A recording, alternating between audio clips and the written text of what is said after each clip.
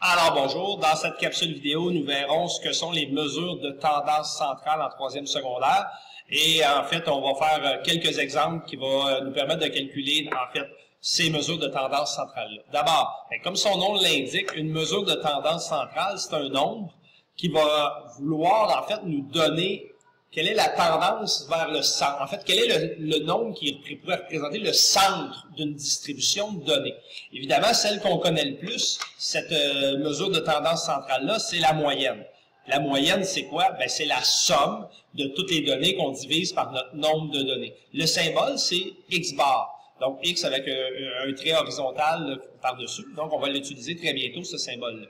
Le deuxième mesure de tendance centrale, c'est ce qu'on appelle le mode. Bien, le mode, c'est simplement, est-ce qu'il y a une des données qui revient plus fréquemment que les autres? Laquelle a la plus grande effectif? Celui qu'on répète le plus souvent. Donc, il n'y a aucun calcul à faire pour trouver le mode, c'est juste celui qui revient le plus souvent.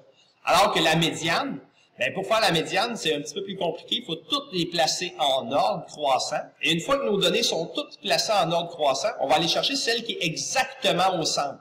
On va voir plus tard que s'il y a un nombre impair de données, bien, il y a exactement un nombre qui est au centre. Et s'il y a un nombre pair, bien, à ce moment-là, il n'existe pas un nombre en plein centre. On va donc devoir créer une médiane qui va être en fait la moyenne des deux nombres centrales. Donc, on va voir un petit peu comment ça s'applique avec les exemples. Je vous épargne la lecture des textes. Mais la méthode de calcul, bien, en fait, méthode de calcul, pour la moyenne, ben, c'est la somme des données. Vous allez voir, on va utiliser la lettre grecque pour la somme. On va utiliser la lettre grecque sigma, comme ça. Somme des données divisée par le nombre de données. Vous reconnaissez le symbole X bar qui veut dire la moyenne. Le mode, ben, il n'y aura pas de formule, c'est simplement la valeur qui a le plus grand effectif. Et pour notre médiane, ben, la première chose qu'on va aller calculer, c'est toujours la position de notre médiane. Puis on va utiliser n plus 1 divisé par 2, c'est-à-dire le nombre de données qu'on a. Plus 1, on en ajoute une, puis on divise par 2, puis automatiquement, ça va nous donner le nombre au centre. Par exemple, si on avait 5 données, bien, évidemment, on s'entend que si on a 5 données, celle du centre, ce serait la troisième. Bien, ma formule, elle me dirait, de 5 données, bien, 5 plus 1, ça fait 6, divise en 2, bien, prends la troisième. Mais si on a 4 données, donc j'en ai juste 4, c'est un nombre pair, bien, 4, il n'existe pas vraiment de nombre au centre. Sauf que si je prends ma position médiane, ma formule, ça dit 4 données plus 1, 5, divisé par 2, ça me donnerait 2,5. J'essaie d'écrire avec la souris, je m'excuse. Ça me donnerait la 2,5e donnée. Donc, la 2,5e, elle n'existe pas. C'est donc une donnée imaginaire inventée ou calculée, que je vais calculer à partir de la deuxième et la troisième, parce que je suis entre la deuxième et la troisième. Donc, je vais faire la moyenne des deux données du centre. Donc, puis n, c'est le nombre de données. On va faire des exemples, ça va être beaucoup plus clair. Alors, comme premier exemple, ce que je vous propose, c'est on va prendre l'exemple de Mélanie. Mélanie qui est quand même une bonne golfeuse et qui a joué 14 parties de golf lors de la dernière saison et ces 14 résultats sont placés ici. Donc, première chose, pour pouvoir faire les calculs de mesure de tendance centrale, on va placer les résultats de Mélanie en ordre. C'est sûr que pour la moyenne, c'est pas celui-là qu'on a besoin nécessairement de placer en ordre. Pour le mode non plus, même si ça pourrait nous aider. Par contre, pour la médiane, on n'a pas le choix. Donc, étape numéro 1, on les place tout en ordre. Donc, ce que j'ai fait, sont déjà placés en ordre et j'ai bien mes 14 données. Et là, je suis prêt à partir. Donc, étape numéro 1, on va aller chercher notre moyenne. Pour calculer notre moyenne, on va prendre la somme des données. Donc, la somme de tout ça, c'est pas la première fois qu'on fait une moyenne, et on va simplement diviser par le nombre de données qu'on a.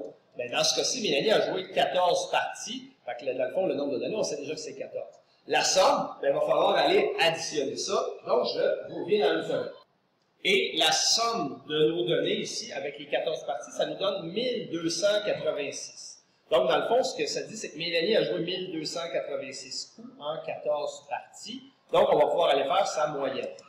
1286 divisé en 14. Mélanie a donc une moyenne de 91,6 coups par partie. OK?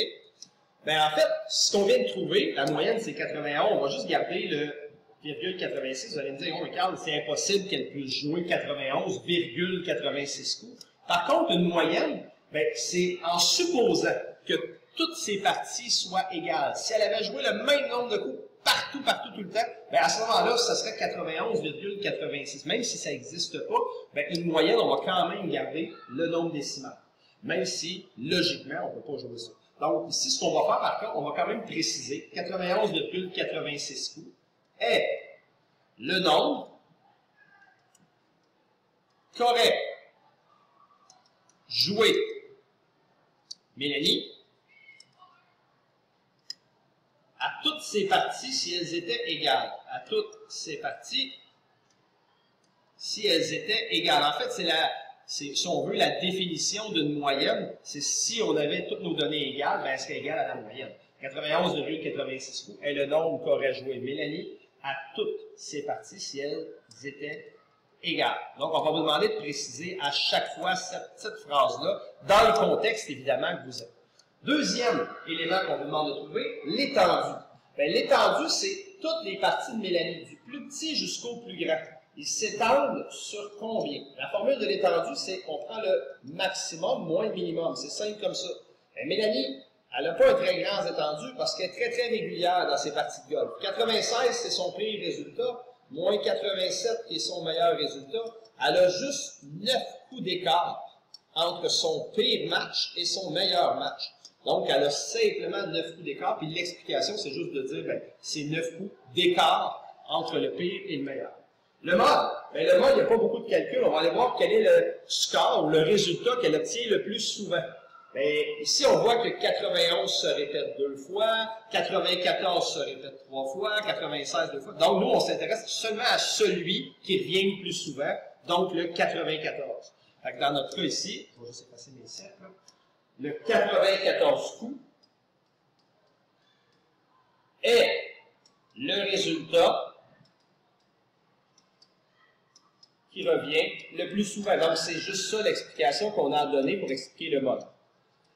Donc, c'est le résultat au golf qui revient le plus souvent pour Mélanie, quelque chose comme ça. Alors, voici l'explication. Et il nous restera à aller chercher la médiane. Bon, la médiane, on l'a expliqué tantôt, si on place toutes les parties en ordre croissant de Mélanie, ce qu'on a fait, quelle serait la partie, le résultat de la partie qui est exactement au centre? Donc, première chose qu'on doit aller calculer. Avant même d'aller calculer sa médiane, il faut aller chercher la position de la médiane. Donc, la position de la médiane, il y a une formule, c'est le nombre de données plus 1 divisé par 2. Mélanie a joué 14 parties. Donc, c'est 14 plus 1, ça fait 15, divisé par 2. 15 divisé en 2, en fait, notre centre est un centre imaginaire parce qu'on s'intéresse à la 7,5e donnée. Évidemment, la 7,5e donnée est un peu bizarre. Elle est tellement bizarre que, en fait, c'est le centre entre la 7e et la 8e donnée. Donc, ce qu'on va faire, on va aller dans notre liste en haut. 1, 2, 3, 4, 5, 6, 7 et 8. En fait, ce que ça veut dire, c'est ça, c'est notre 7e donnée, ça, c'est notre 8e, et notre médiane, c'est ici qu'elle est placée. Ma position, 7,5, c'est en plein entre le 91 et le 93. Donc, je cherche le centre. Donc, on va jouer le calcul au complet. La médiane, ça sera donc la moyenne de 91 et de 93. Donc, je les additionne et je divise par 2. Évidemment, ce n'est pas un gros calcul, là. Ça me donne donc 92 coups. 92 coups est le résultat de la partie au centre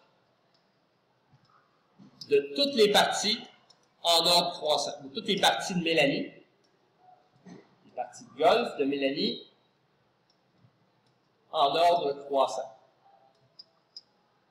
Dans ce cas-ci, la médiane est une médiane qui a été calculée. C'est une médiane, entre guillemets, imaginaire. Parce que son 92, elle n'a pas vraiment joué. C'est une partie, par exemple, qui sera au centre. Qu'est-ce qu'on fait? Ben, il y a vraiment, en avant de son 92, il y a 1, 2, 3. On a 6 données, pas 6, 7 données. 1, 2, 3, 4, 5, 6. Il y a 7 données devant. 7 parties devant. Et il y a 7 parties qui sont derrière. Donc, il y a aussi 7 parties derrière. Donc, on a vraiment une donnée qui est en plein centre. C'est juste que cette donnée-là, cette partie-là, est une partie imaginaire. Alors voilà, on va se retrouver dans une autre vidéo pour d'autres exemples de mesures de tendance centrale.